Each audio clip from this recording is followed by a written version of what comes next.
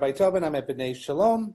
They painted the wall behind me white, and boy, is that a boring picture. I got me in a black shirt in front of a white background with a white board and a white ceiling. It really brings out the white in my beard. All right, so we are continuing our Monday Talmud session. Glad you're all here today. We continue in memory of our fellow student Stan Schwartz as his Shloshim is continuing. Yizachrono Baruch. May his memory be a blessing, and may the zechut of any of our study be accrued into his merit in the world to come. We are on 34a1 in Tractate Sanhedrin, chapter 4.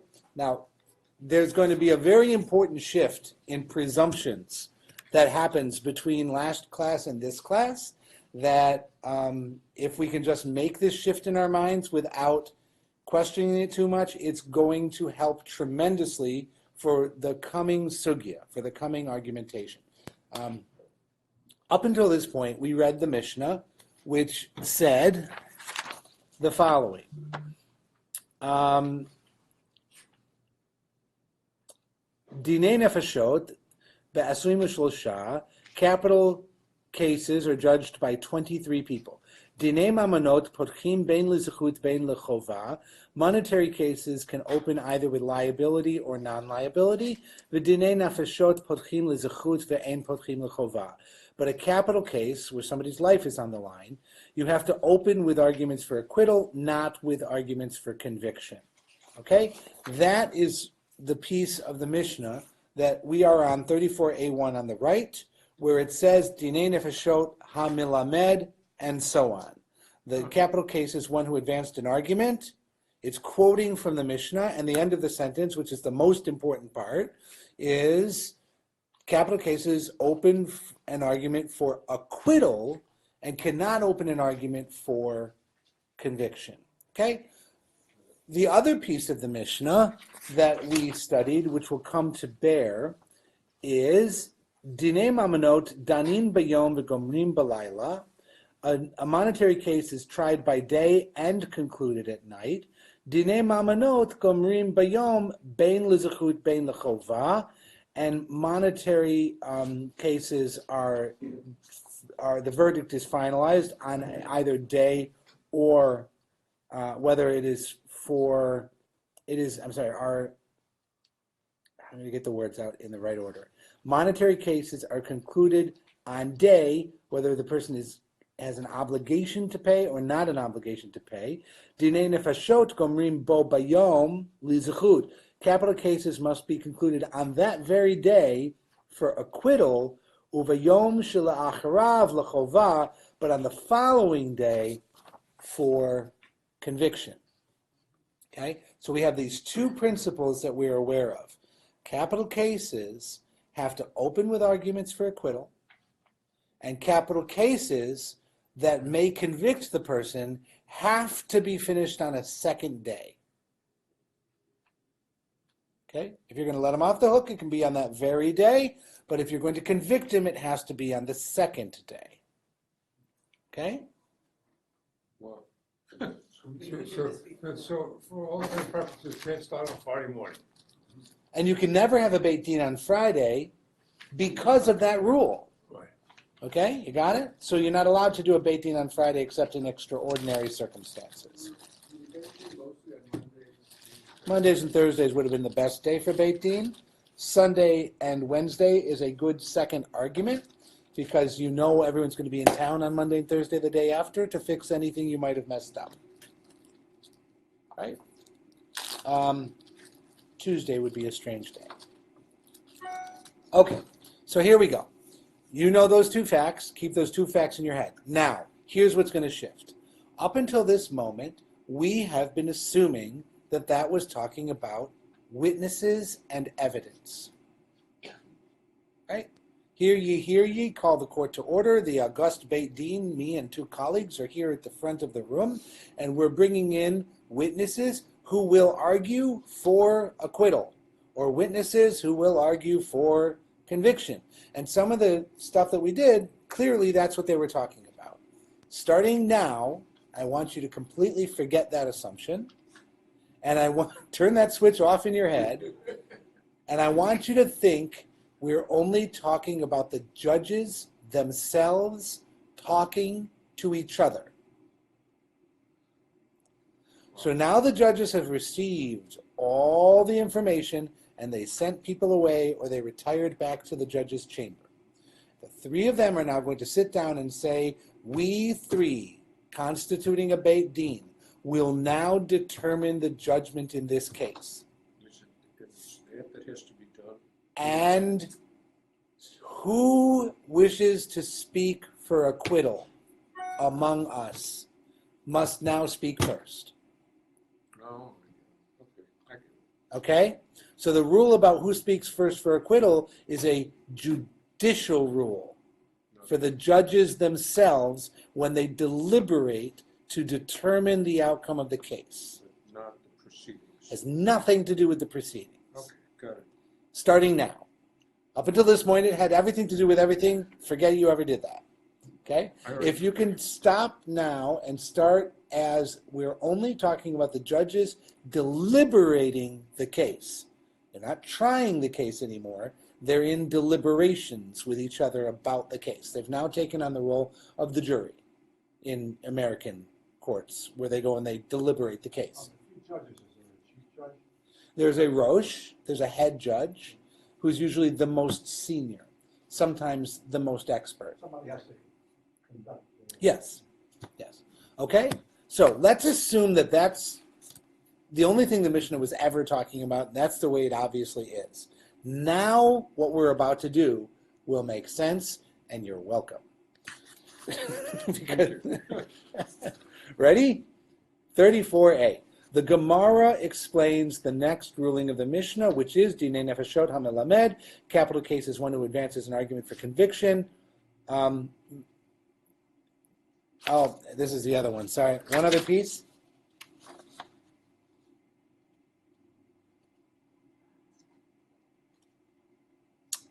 Which went for this.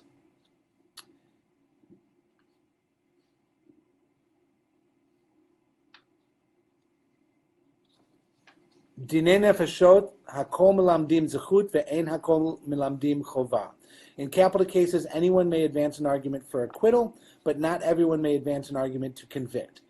Then moving on, Dinei nefeshot hamelamed chova melamed zechut. In capital cases, one who advanced an argument for conviction may later advance an argument for acquittal. Remember that? So, and aval hamelamed zechut ein yachol lachzor lelamed chova. But the one who argued for acquittal may not reverse his position and then argue for conviction. And remember, we are clearly only talking about the judges now. So among the three judges, somebody said, the Rosh, the head judge said, who wants to argue for acquittal? And Judge A over here said, I'm going to argue for acquittal. I think that he's off the hook for the following reasons, the blah, blah, blah, blah, blah. He makes his case. Judge B over here says, no, chovah. He should be executed. He's guilty of murder for the following reasons. The Rosh then says, chovah, because of the following reasons. A goes, you know what? I think you guys are right.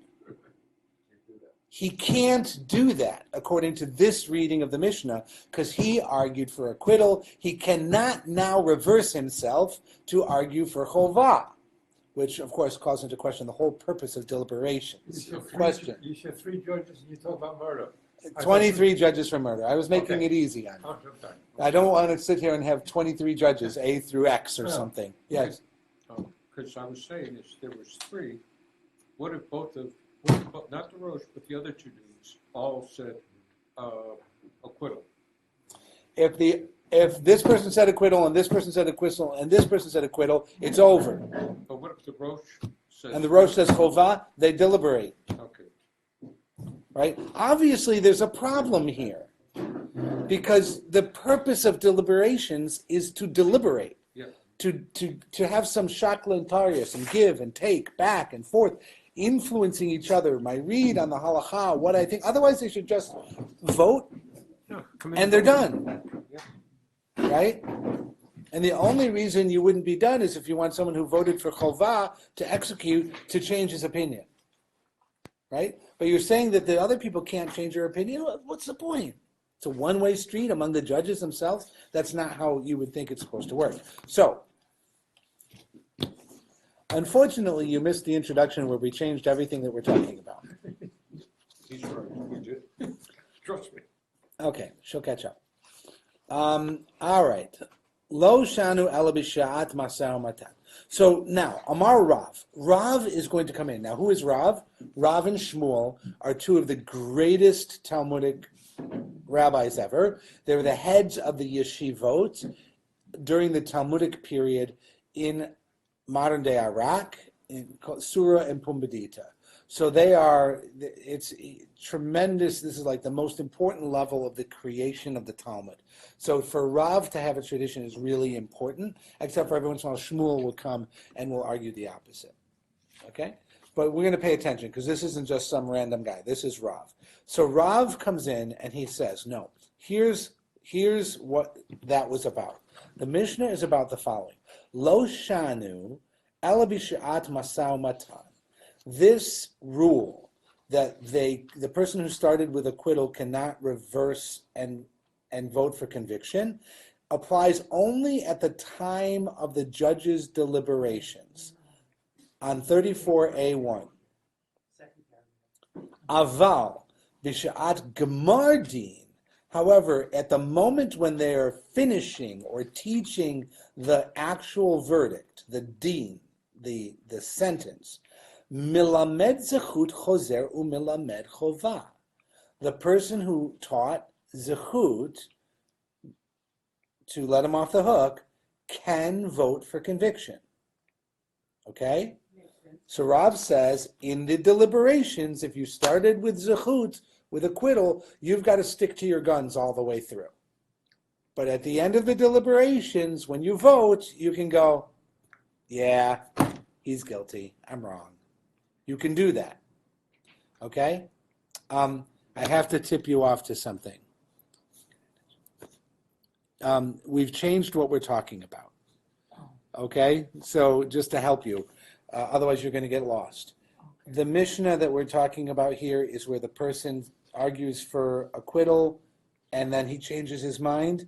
And the person who argued for conviction can change his mind to acquittal, but the person who argued for acquittal cannot change his mind to conviction. That whole thing from the Mishnah.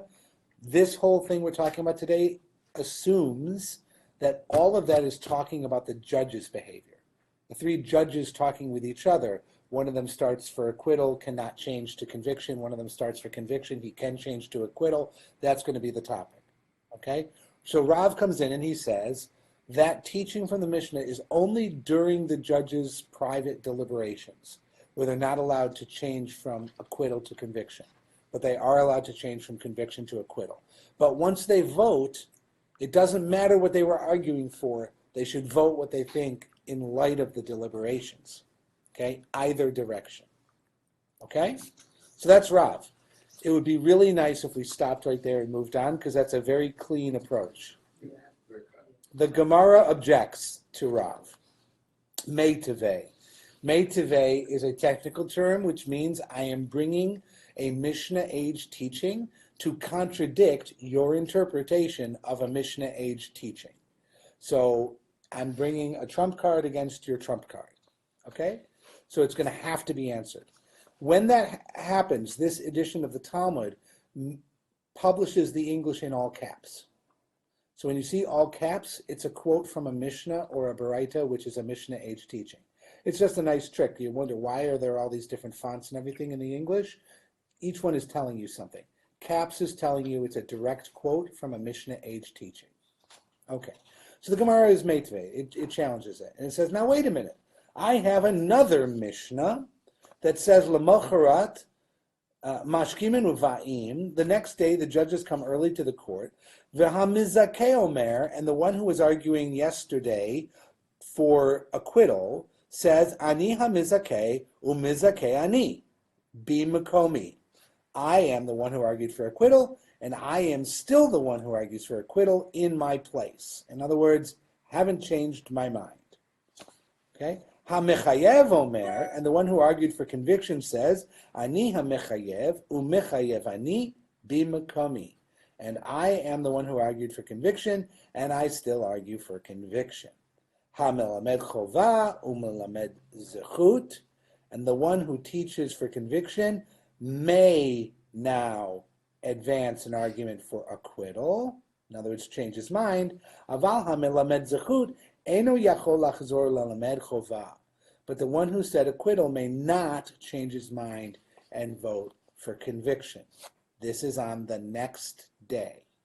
So they had a split verdict, and they knocked off for the night. What does the third one say? We don't know. Oh. He voted present. So one is for and one is against. He voted not proven under Scottish law.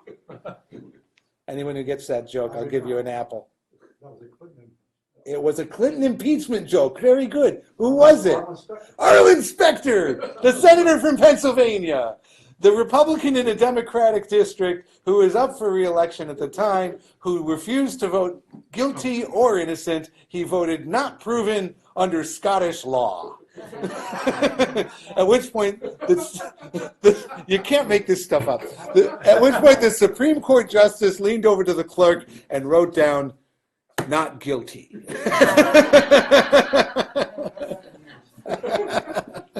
Not proven under Scottish law. I'm hoping for just one of those in the Senate in the next couple of months. It'll make this whole wasted effort worthwhile. All right. I apologize for this foray into politics. Okay, here we go. Vaha l'mocharat gamar dinhu. Now wait a minute. It's the next day. The next day is the time of verdict. Why? So that's the objection. So Rav says the principle is that during their deliberations you can't flip, but when you're making the final judgment, you can flip. But I have a Mishnah that says the next day they came in, and the Mizakeh said, I'm the Mizakeh, and the Mechaveh said, I'm the Mechaveh, and the one who said Mechaveh can say Zechut, but the one who said Zechut may not say Mechaveh. And the objection now is from the Gemara, but they're voting on the case. It's the next day, they're done. So according to Rav, you should be able to flip. You can't carry the deliberations over to the second day? You may be anticipating the solution to the problem. Uh-oh. Okay? So this is the argument. The argument is, during deliberations you can't, but at the time of the verdict you can. And the next day we have a Mishnah that says they come in and they can't, but they can. But why can't you if it's the time of the verdict? Okay? This is actually a good objection. Up until this point in this chapter, I've had a lot of moments where I've said, is this a good argument? And we've said no. So now I'm going to say, is this a good argument? This is an excellent argument. So the one who voted for acquittal can now reverse. According to Rav. But this Mishnah from somewhere else says he can't on the next day, which is the time of the verdict. So how can that be? And that's where we're hanging right now. The objection is, and how can that be? And So I still don't know what the third one says. just stop it with the third one, Ralph. I mean, he's It's like a vaudeville show. No, he's the deciding factor. I Actually, there are understand. 23 of them. Yes, it's a capital case. There's 23 judges. So don't ask me about the fourth, or I'm going to start getting upset. Or the fifth, or the sixth, or the seventh, or the eighth. Look about the 17th juror. Aye. Moving on. So the Gemara is going to answer its own objection. The litamech, and according to your reasoning, whose reasoning? The person who just said it's the time of the verdict and they should be able to flip. L'mocharat masau matan mileka. Will there not be deliberations on the next day? Ding, ding, ding, ding, ding. The wise man on my left raised that question. Ki katani b'sha'at masau matan. Therefore, it's possible that the Mishnah taught that with regard to the judges deliberating, so maybe this is still a deliberation. So this second Mishnah, even though it's the next day, they're still deliberating, and so the rules of not flipping are still in place during a deliberation. Is that a good answer to the objection? Yes, it's a direct answer to the objection. They're still deliberating. Okay? What happens if they can't get a decision on the second day? They can't get a decision on the second still day. We had a Mishnah on that. We had a Braita on that. If there's not a verdict by the odd numbered judge, they add 2 more judges, and they vote again. Oh, And they add 2 more judges, and they vote again. And they keep doing that until they get the majority plus 1 that they need for the conviction, or the simple majority that they need for the acquittal. Okay, so the Gemara is going to now go after Rav in a different way. Okay?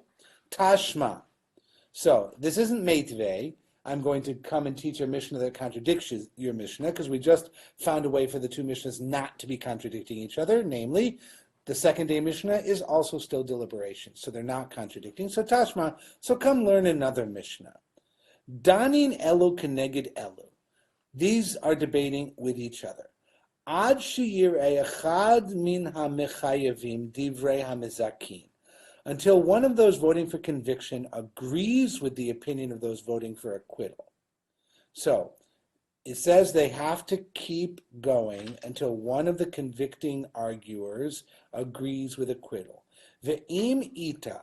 Now, if that is so, commentary, that at the time of the final decision, a judge who argued for acquittal may change his view and vote for conviction, if that were true, litne nami ipka, the Mishnah should also teach the opposite possibility. So if you can flip, it should teach them both. The judges debate each other until one of the judges arguing for acquittal agrees with those arguing for conviction. Right? So you have a Mishnah that says they have to keep going until, so if you have the hung court, they have to keep going and going and going until one of the convicting people says, fine, he's innocent.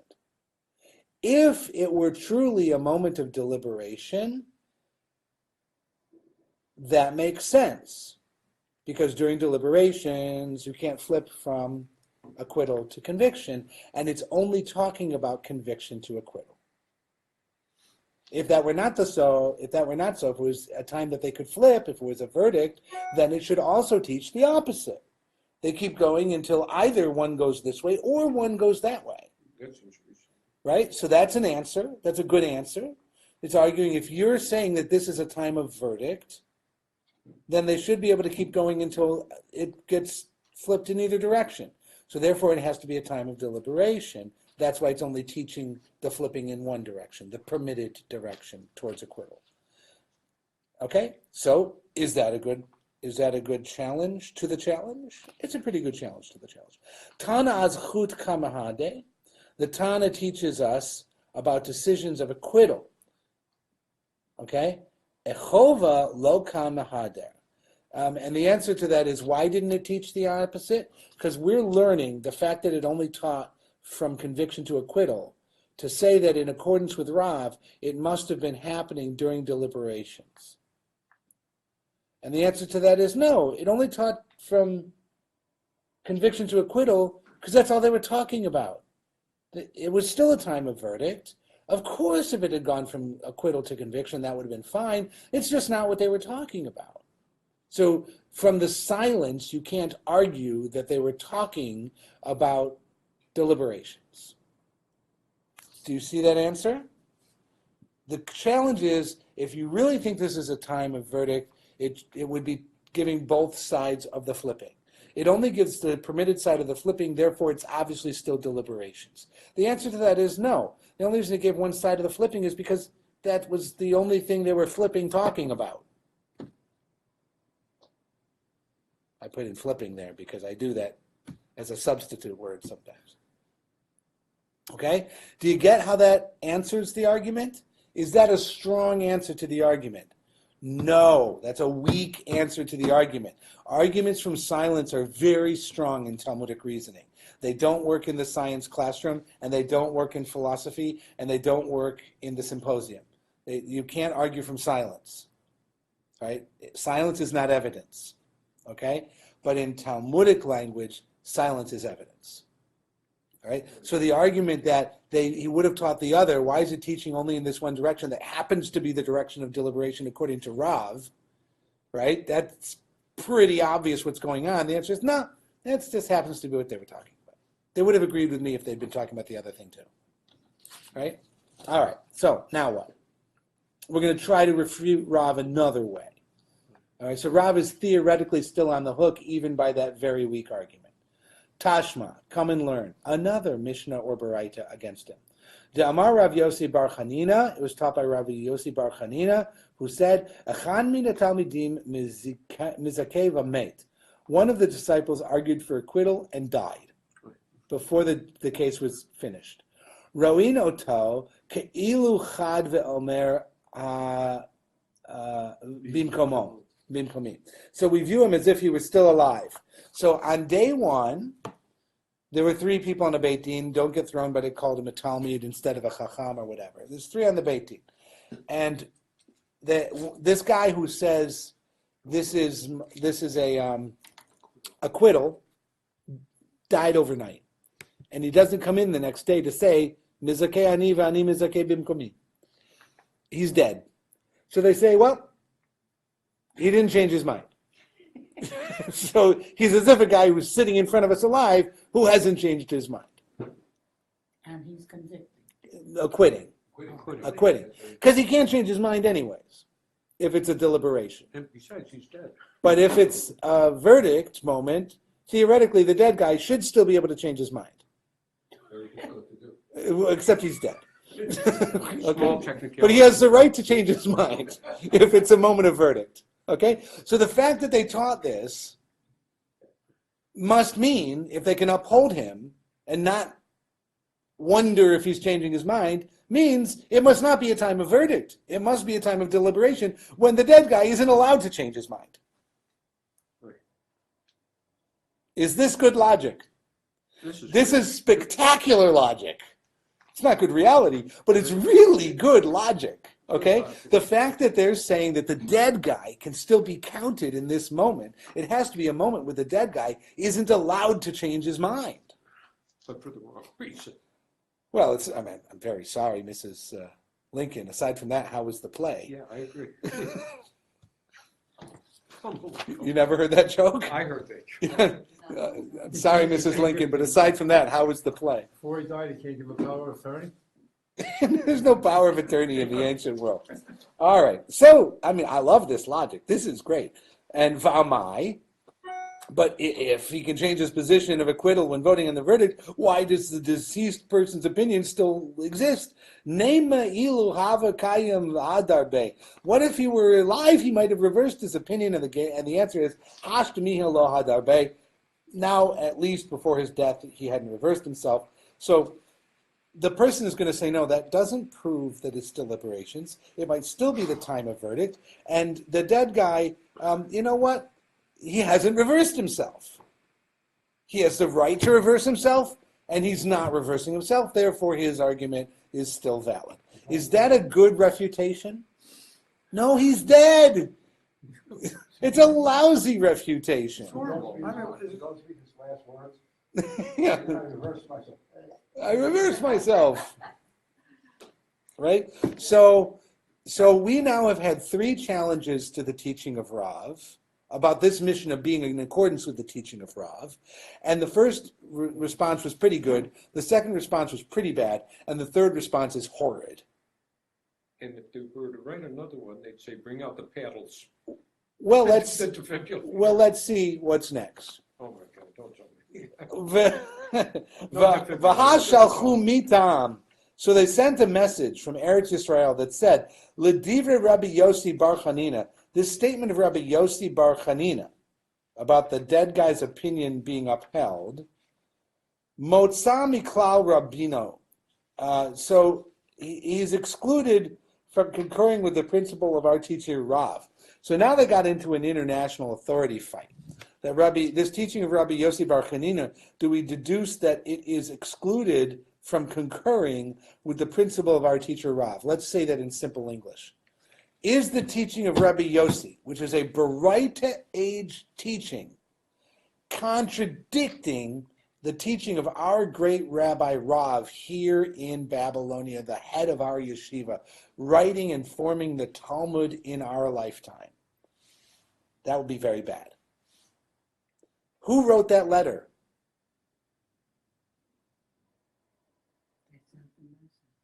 Yeah, who? A whistleblower. It's a whistleblower. An anonymous person in the academy has overheard the teaching of Rav and its argumentation and its support and has come to the conclusion that this is contrary to the law and has sent a letter to Eretz Yisrael to inform them of the breach and to ask, is this truly contrary to the teaching of the great Rabbi Yossi? What's very interesting is, in the time of Rav, there really is no great academy in Israel that had authority. So I'm not sure who they're writing to. But so I would assume that this is the academy of Shmuel down the street, who is challenging the authority of Rav on this topic. That's what I would assume. But who knows? They start the whole case over again. Because Rav has told you the halakha, and he's the great Rav. You have to follow him. What? Oh. No, Rav's not dead. Chas v'shalom. The one that voted for acquittal is dead. Rabbi Yossi Haglili. He's known as Rabbi Yossi the Galilean, and Rabbi Yossi in the Baraitas and the Mishnahs is a high authority of the last generation of Tanaim in northern Israel, around and about the same time as the teachers of Rabbi Yehuda Nasi, who wrote the Mishnah. So if Rabbi Yossi is teaching something that's really important, and Rav seems to be teaching contrary to Rabbi Yossi on this topic. And that's a toughie. Okay? So we need to solve that. So the Gemara is going to answer. Ein Mutza Itmar, it was actually stated that Rabbi Yossi Bar Chanina is not excluded from concurring with Rav's principle. In other words, the correct version, look at your footnote, of the message sent from Eretz Yisrael stated that Rabbi Yossi Bar Chanina does not disagree with Rav. Rather, Rabbi Yossi Bar Chanina counts the deceased disciple's initial opinion of acquittal as a final vote for acquittal only because the disciple did not change his view while he was alive. In other words, this explanation says that what you called the horrid explanation is in fact what happened. Not only what happened, but what happened in the name of Rabbi Yossi Haglili, which we do not have actually quoted as a source here. It's only an assertion in the voice of the editor of the Talmud. So he saves the great Rav by saying that, in fact, what happened from Eretz Yisrael was an affirmation that, yeah, Rabbi Yossi Haglili believed that the dead guy's not changing his opinion proves that Rav is right. Is that a good argument? No, but this is not a legal case. This is a political case, and you don't need facts to decide it. We know that Rav can't be that wrong, and now Rav has been saved, and we'll move on. The Gemara is going to, however, throw another monkey wrench at Rav from another Mishnah. So the first Mishnah being contradictory has been proven not contradictory, and Rav's ruling is correct. During deliberation, you cannot change from zechut to conviction, but during verdict time, you can change from zechut to conviction. So obviously they don't have secret votes. They don't have secret votes. How do you feel like you're dealing with the issue if the person that says to convict and dies, is that conviction? They did not deal with the person who convicted and died. This was the one. Because that, who the hell? Well, no, they did deal with that.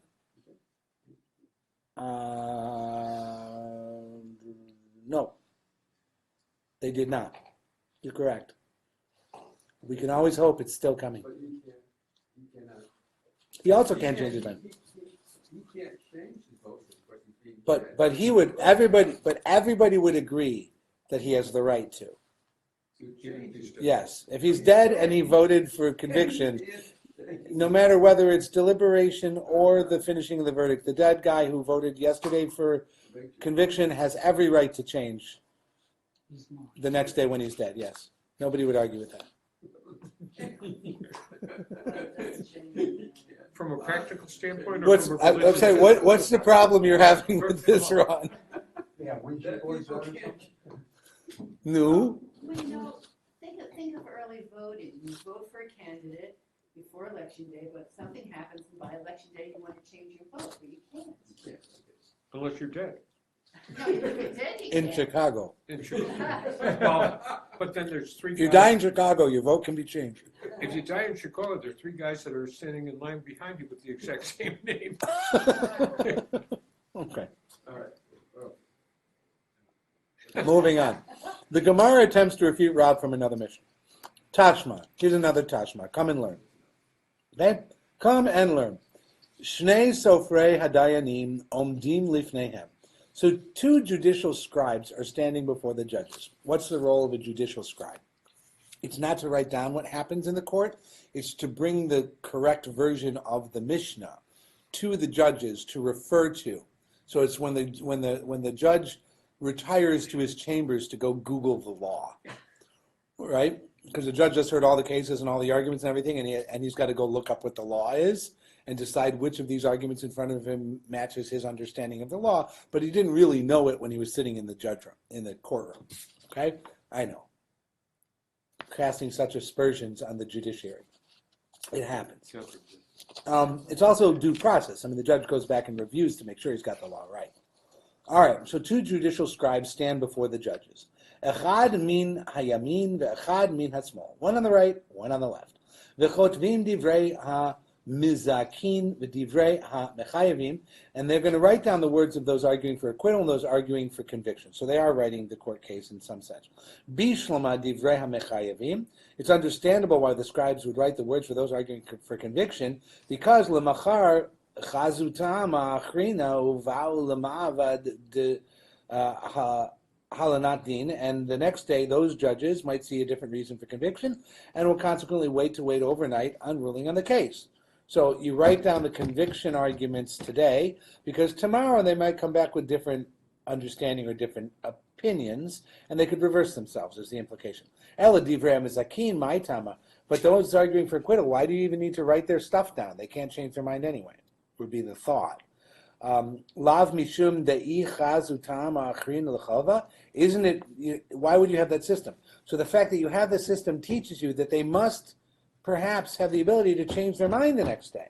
The only reason you would write down their argumentation today is to compare it to a different argumentation tomorrow, meaning they have the ability to change their argumentation tomorrow. That would be contrary to Rav's interpretation of the Mishnah, that the judges during deliberation cannot change their views.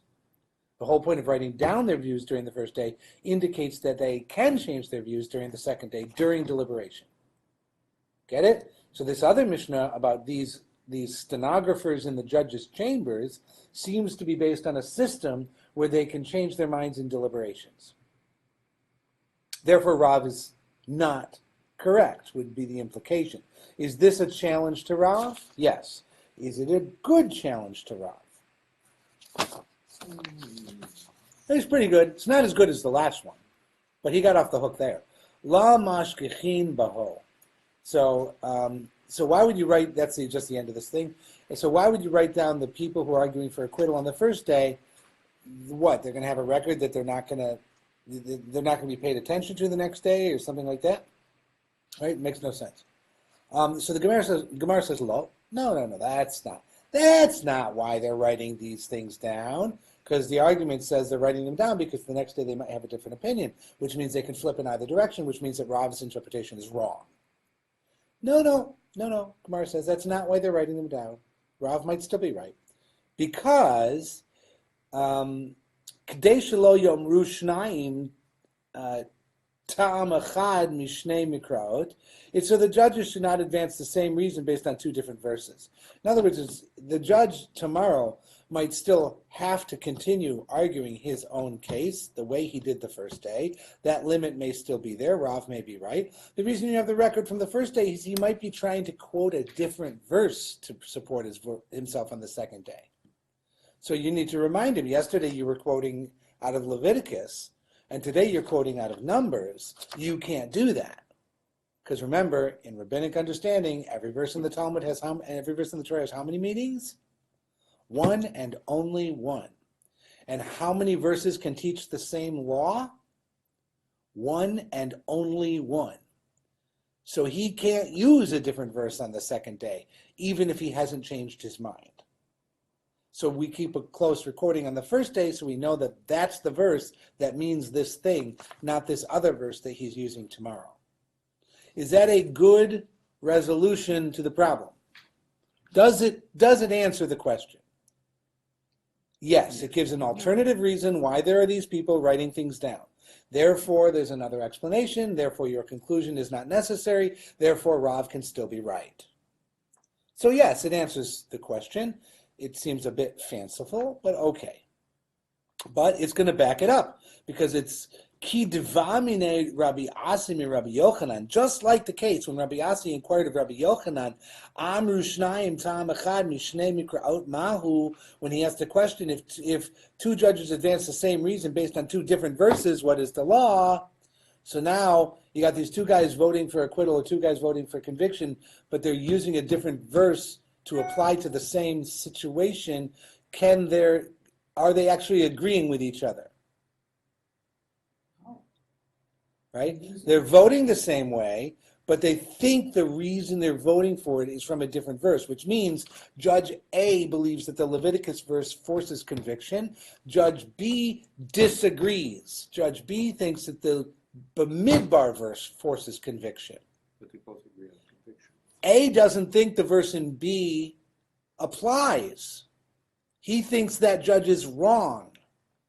B doesn't think the verse in A applies. He thinks that judge is wrong. They are not agreeing with each other, but they're voting the same way. So great question. Rav Asi asked Rabbi Yochanan, what's the halacha in that circumstance? Amarle, Rabbi Yochanan answered him, Ein monin lahem ella echad. We count their views as only one vote, because one of them must be wrong. So one of them's right and one of them's wrong. We don't know which. So thank you, gentlemen, for both voting. That's one. We don't know which one, but that's definitely one. So if there really were only 3 people, Now there's 23 people because it's a capital case. You might still get a conviction. You might still get an acquittal. Yeah. But the odds of the hung jury just went up. Yeah, Because you only have an even number of votes now. yeah, that's right. Also be two to acquit, To convict in a capital case is a majority of 2. So now you have an even number of people, and you need a majority of 2, which means you really need to win by 4. That's how the math comes out. You need to vote 13 to 9, something like that. That's 12 to 10. no 13. You only have 22 votes now, so you have to go 12 to 10. 12 to 10. Yeah. It's only 2. Okay, still only 2. You can get away. You But is gotta it go 2 13. plus or is it 2? Because if it's 2 plus, it's 13 to 9. It's probably just 2. All right. Just two. All right. 12, 10 to convict, but 11, but. You need 12-10 to acquit. Now you need 12-10 to acquit because otherwise you're 11-11. Yeah, And it's a hung jury. yeah. And you have to add 2 more judges. So now what happens if you counted 2 people as 1? Whether it's for conviction or acquittal that they get counted as 1, it forces the acquittal to go 12-10.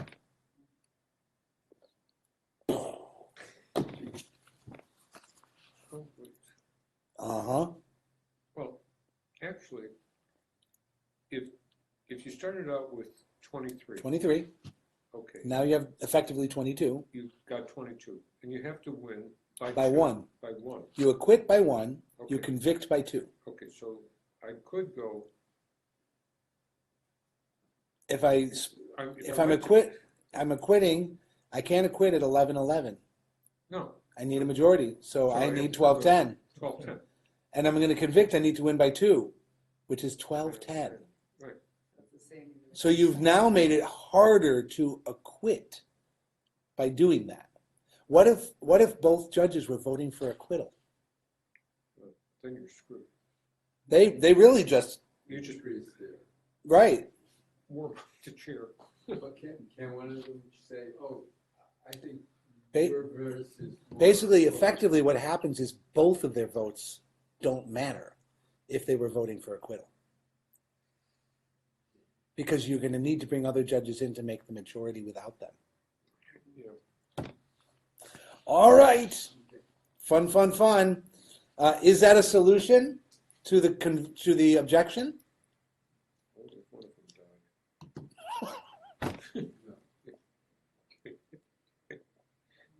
died? He asked what if one of them died? Okay. Yes.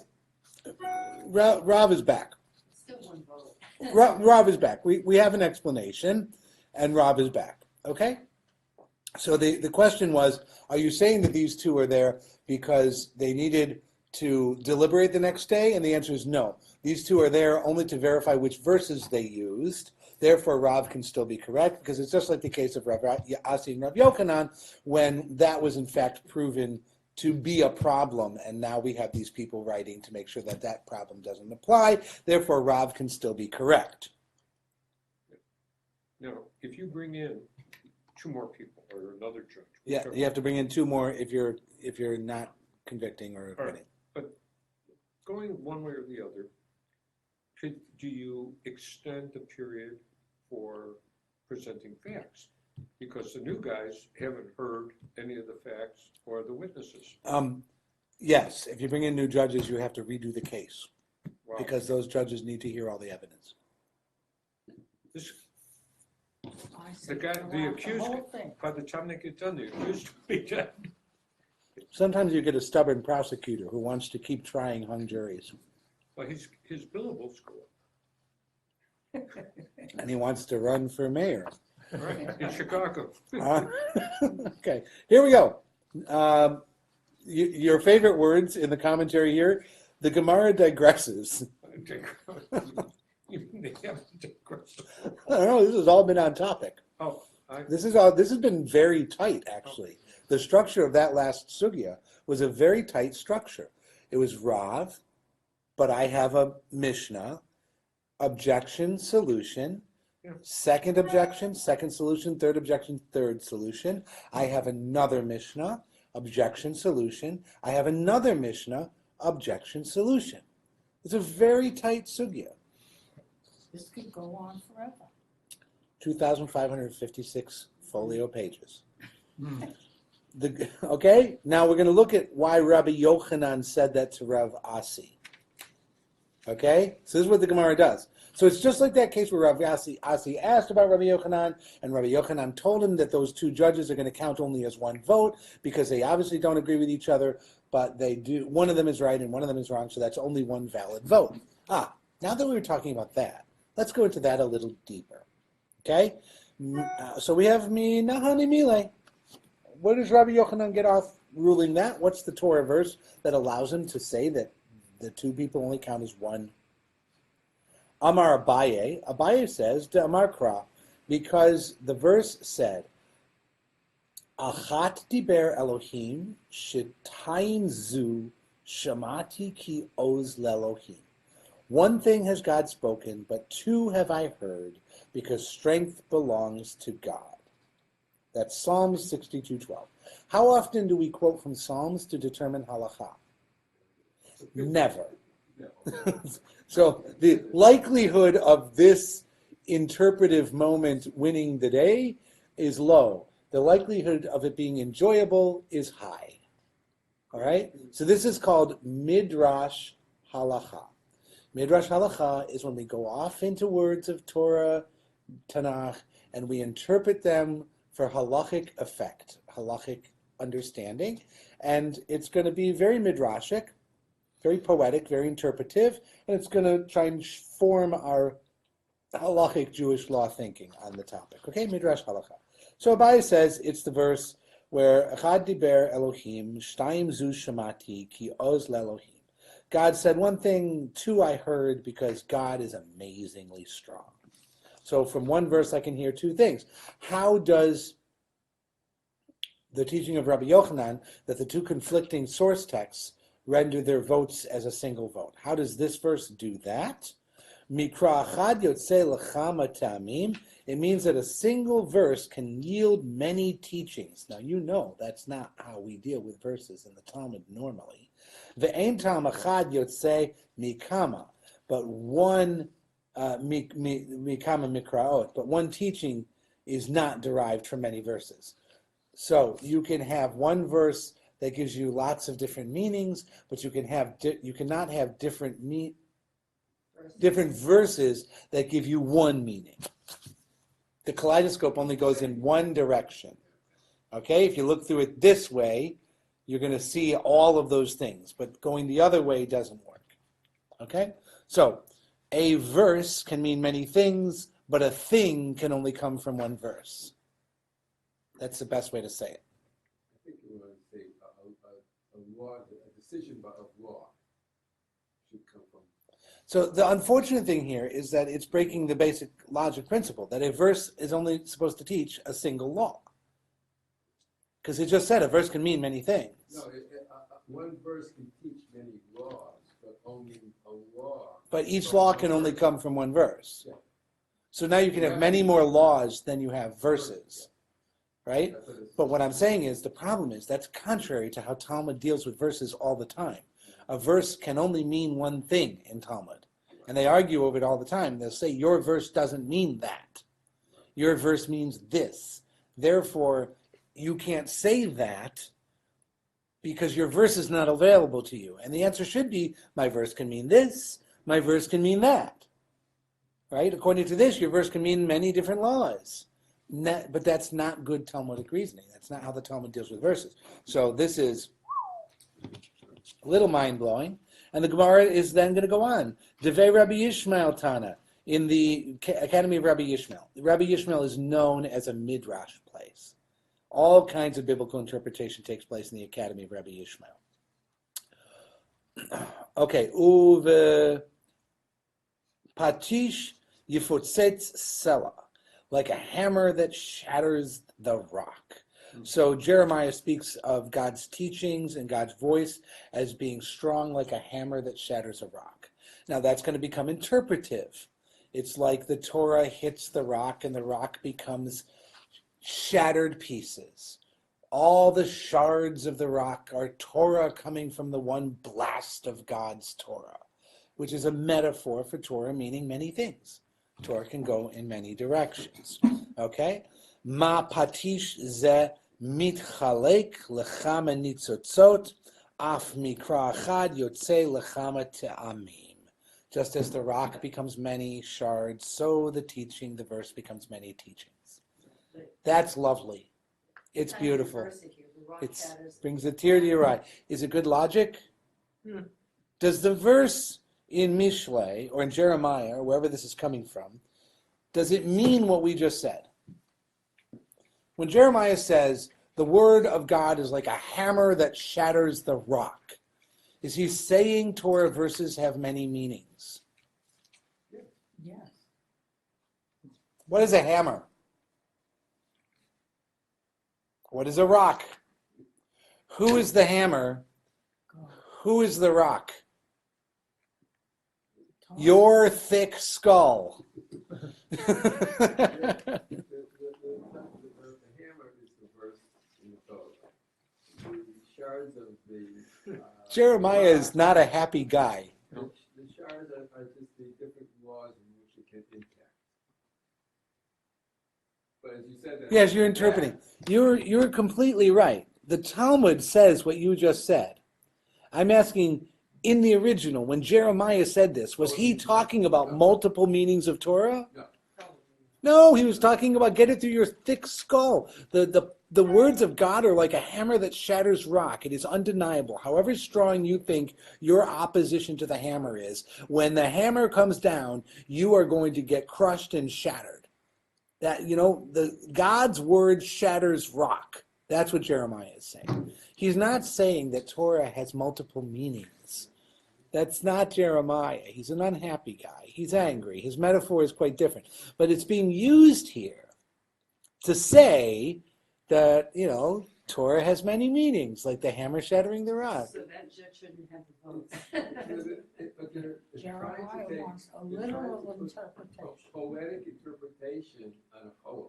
Yes, Coming back to Tehillim, yes. what you have, it's poems. Right. So we have the poetry of Tehillim and we have the poetry of Jeremiah, and they're trying to use all of these things to prove a very concrete halachic matter of juridical law.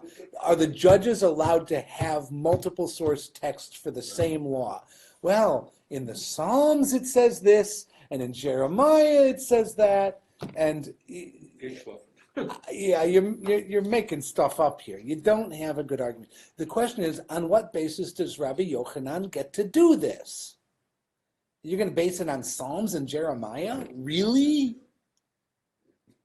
I think Rabbi Yochanan is still in trouble. He's trying to protect The moral of the story. Unfortunately, the Gemara does not think he's in trouble. The Gemara really liked this answer and is going to let it be. All right. Heichi dami tam echad mishnei mikraut. So if you're going to tell me that you can have a single halacha that comes from multiple Torah verses, you better show me an example. Now, just to pause for a moment and to give you the historical background, Rav is a relatively early Talmudic sage. He's not from the time of the Mishnah, he's after that. And he's a major moment in the development of the Talmud. Okay? And then we had Abaye, we had Asi and Yochanan who come after, and then we have Abaye who comes later. So Abaye is really later. So the Abaye midrashic stuff interpreting, again, is going to support Rav, but by the time we get to Abaye, Rav has had the halacha for a couple of generations. Abaye is not going to overturn Rav. So he doesn't need a good answer, he just needs an answer. Because everybody knows Rav is right. So Abaye is bringing Psalms and Jeremiah and who's he, what's he. He can bring Bubamaisa's smoke and mirrors, and everyone's going to accept it, because we know Rav's had the halacha for a while now. Even later now, we're going to get to Rav Zevid, who's like a nobody. Right? I mean, he's not a nobody, he's in the Talmud, but he's not a gadol bador. He's not like the head of the academy in his age or anything like that. Right. So he's going to come in and he's going to say, I've got an example when this happened. I'm going to quote a Mishnah that did this. And here comes the Mishnah. You ready? Amar Rav Zvi. And we are at 1 o'clock. Do I have time to do this Mishnah? Do you want to take an extra 2 or 3 minutes and do the Mishnah to the break? Okay. Here we go. So Rav Zved said, Keditnan, as we learned in the following Mishnah, Mizbeach mikadesh et hara'uilo, the altar sanctifies that which is fit for it, and that means even if the item is not supposed to be there. So different altars were allowed to have different items, and the altar was only allowed to have certain items. But if you sacrifice the wrong thing on the altar, is it no good? Does it ruin the altar? And the answer is the altar is so powerful, it makes the thing okay. Right? It was a mistake, you did it, but it's okay, it's going to count. Okay, so that's the Mishnah teaching. If it was something that could have been used on the altar, but there's something subtly wrong with it, it's still okay. So this is an altar that can bring sheep, and you brought the wrong sheep, it's still okay. Okay? No, you brought the wrong sheep. Rabbi Yeshua says, Kol hara'ui le'ishim im Allah lo yired. Whatever is fit for the altar's fires, once it has gone up, it should not be taken down. Shene'amar ha'oleh al mokda. The olah is al mokda. The offering is upon the pyre. So you have a verse that says your offering is on the fire and you can't remove it. And so, just as ma olah shehi ra'uya li'ishim, just as an olah is fit for the fires, this is the burnt offering that has to be completely consumed into smoke and ash. Once it starts burning, you can't take it down. Im alata lo tered, once it has gone up, it should not be taken down. Af, even so, kol shehu ra'ui li'ishim, anything that is fit to be burned on the altar, im Allah lo yired, once it's gone up, it should not be brought down. If you have something that you're supposed to be burning up there, but you put the wrong thing up there, but it would normally have been okay, you can't take it back. Rabbi Gamliel Omer, Rabbi Gamliel says, Kol hara'ui lemizbeach im Allah lo yired, whatever is fit for an altar, once it has gone up, it should not be taken down. Shne'amar, here's the verse.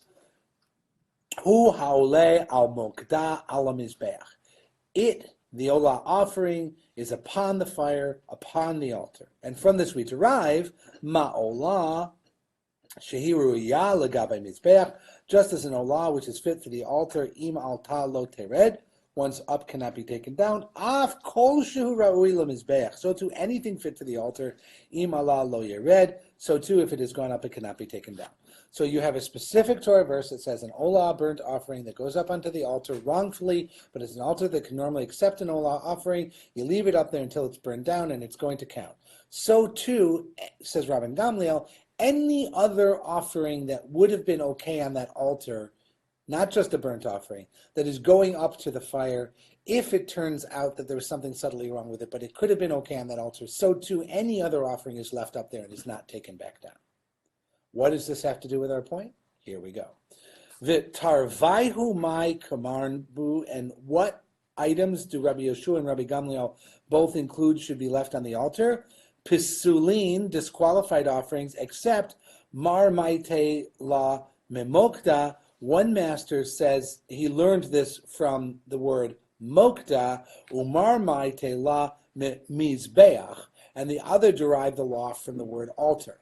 So remember, we're trying to find an example of a halacha where the halacha comes from more than one verse. Okay? So we have the two sages from the Tana Times in this Mishnah who disagreed on the verse that says anything up there on the altar gets left up there and never taken down, even if it was wrongly put up there. Those rabbis disagree about what verse that comes from. Is this a good answer to the question? This is a perfect answer to the question. Okay? How are we going to reject this? Because we have to reject this, otherwise ultimately, Rav is wrong. Okay? And the answer is, Vaha hatam mifleg plige. But there, Rabbi Yeshua and Rabbi Gamliel certainly disagree with each other. It's an obvious disagreement. Dekatani seifa, because the end of the Mishnah there says, Ein bein divrei Rabban Gamliel ledivrei Rabbi Yeshua ella hadam v'hanisachim. The only difference between Rabban Gamliel and Rabbi Yeshua is about the blood and the libations, which are disqualified and can be left up there, but they disagree about the original verse. Shir Rabban Gamliel omer lo yerdu. Rabban Gamliel says they don't be taken down. Rabbi Yeshua omer yerdu. Rabbi Yeshua says they should be taken down. And since Rabban Gamliel and Rabbi Yeshua disagree about a particular case, the Mishnah is not an example of the same teaching based on different biblical teachings. In other words, you were cherry picking. These two rabbis both agreed that burnt offerings are left on the fire, but they did not agree about libation offerings, which are liquid offerings. And one of them would have said his verse says you do take it down, and the other would have said his verse says you don't take it down. Therefore, you need both verses to explain their disagreement. It's not that they both agree on the halacha and they have two verses to get it from. They, in fact, disagree about the halacha, but it's a Venn diagram. They agree about the overlapping parts, but they disagree about the non-overlapping parts, and that's because they're coming from different Torah verses, which means those verses are teaching different things. They're not agreeing based on different verses. Therefore, neener, you're wrong, and Rav is right. Cool. Message to take away is don't mess with the Rav. Okay, we will pause there. We'll pick up at 34a4. The Gemara suggests another example of a halacha where there is a single halacha stemming from two verses. So, one example of that I've overthrown, but we're not done. We're going to bring another example of that same objection. Are we at 34, going to 34? We're just finishing 34a4. Right. Now we're going to 34. And we'll be on 34b1 next. Okay, got it. Okay?